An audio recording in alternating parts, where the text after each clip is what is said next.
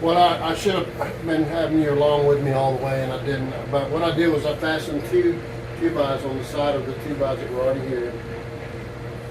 Then I put two on the edge, fastened them to hold them, and then fastened the screws into them here.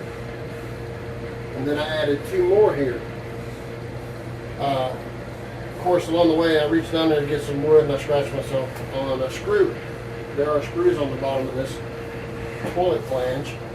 And so whenever that is all rotted, you're not going to be able to get them out all the time. So what you can do is take a hammer and take that screw out, lifting it up with a hammer. And then you end up with the rusty looking things like that. But these might actually function. You don't have to use those screws. You can use drywall screws. You don't have to hit those holes. You can hit over here on the edges if that gets broken bad.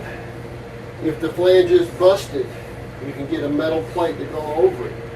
If you're doing ceramic tile, you can get a toilet flange extension which will build it up. So you can match your ceramic tile, hardy board and all that. However much you use, you can put that many extensions on it. So that's just a few things on toilet flange that I'll share with you.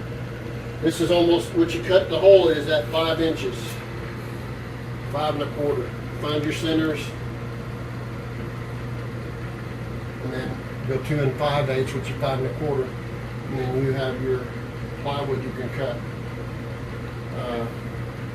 We'll have the plywood cut. It'll be here shortly. We'll take you around the way to do that.